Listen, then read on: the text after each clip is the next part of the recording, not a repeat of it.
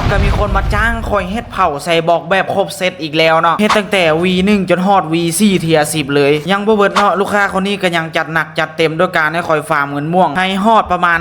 26,000 เงินม่วงเนาะเพื่อเอาไปเฮ็ดเผา V4 ซึ่งวิธีเฮ็ดเผาใส่บอก V1 เนาะเราจะต้องซอกที่เสกหนวดดำจากการตีเจ้าทะเลเนาะหรือว่าเก็บกล้องสมบัติซึ่งคอยก็ได้เลือกวิธีเก็บกล้องสมบัติเนาะเพราะว่าเกมอัปเดตมาใหม่เจ้าทะเลมันหายากเนาะแต่วิธีเก็บกล้องสมบัติมันก็บ่ได้ง่ายเนาะคือเราจะต้องออนเซิร์ฟให้ครบ4ชั่วโมงในระหว่างนี้คอยก็เลยได้มาลงดันท่าลงดันไปเรื่อยๆฟาร์มเงินม่วงไปเรื่อยๆเนาะจนฮอด 26,000 จากนั้นคอยก็ได้มาเก็บกล้องสมบัติเมื่อคอยได้แล้วเนาะคอยก็ได้เอามากดปุ่มลงดันบอสรอเนาะลงดันบอสรอ1เทื่อใช้เงินม่วง 1,000 เนาะต้องบอกว่าคอยโคตรโชคดีเนาะตีไปประมาณ3ตัวเนาะดรอปเลยเป็นคอเบนเนาะแล้วคอยก็ได้เอาคอเบนมากดปุ่มลงดันอีกเทื่อนึงเพื่อปลดล็อกเผาใส่บอกเนาะจากนั้นคอยก็ได้มาเฮ็ดเผาใส่บอก V2 ต่อเป็นการเก็บดอกไม้เนาะจ่ายเงิน 500,000 และมาเฮ็ด V3 ต่อแต่เงินลูกค้าบ่พอเนาะคอยก็เลยได้มาฟาร์มให้มันดีแน่เนาะลูกค้าคนนี้มีเกมพาดเงินคูณ2จัดการเจ้าทะเลตัวเดียวได้เกือบ 500,000 เลยคันแม่นไผยังบ่มีเกมพาดก็สามารถมาเติมกับคอยได้เนาะคอยฮับเบิดเนาะคอยบ่สน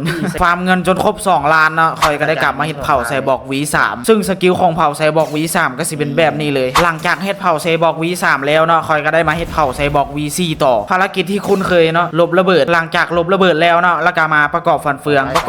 แล้วเนาะก็มาแปลงร่างแล้วก็จ่ายเงินม่วงสำหรับไผ่ที่ยังบ่ฮู้เนาะเผาใส่บอกมันเฮ็ดอย่างใดเฟืองอันที่1ของเผาใส่บอกเนาะเมื่อเฮาโจมตีศัตรูสิติดเอฟเฟกต์ไฟฟ้าช็อตอย่างต่อเนื่องเนาะเฟืองอันที่2เมื่อเฮาเปิดฮาคิสังเกตเนาะเฮาสิสามารถใช้สูตรประจำใดเนาะส่วนเฟืองอันสุดท้ายสิเป็นการอัพความสามารถเนาะคันเฮาอัพเฟืองฟ้าเอฟเฟกต์ไฟฟ้าเฮาก็สิช็อตโดนขึ้นแต่คันอัพเฟืองแดงมันสิช็อตแรงขึ้นแต่ก็บ่ช็อตโดนเท่าเฟืองสีฟ้าเนาะและหลังจากนั้นค่อยก็ได้เฮ็ดจนฮอดเทีย10เลยเนาะปิดงานไปได้เนาะสำหรับลูกค้าคนนี้และแม่นไผที่สนใจเนาะอยากเฮ็ดเผา V4 ซึ่งคอยก็บ่ได้ฮับเฮ็ดแต่เผา V4 เนาะหาของเฮ็ดดาบเฮ็ดหยังก็ฮับหมดเนาะลองทักมาถามเบิ่งก็ได้เนาะว่าคอยฮับหรือบ่ฮับเบอร์อยู่กองโปรไฟล์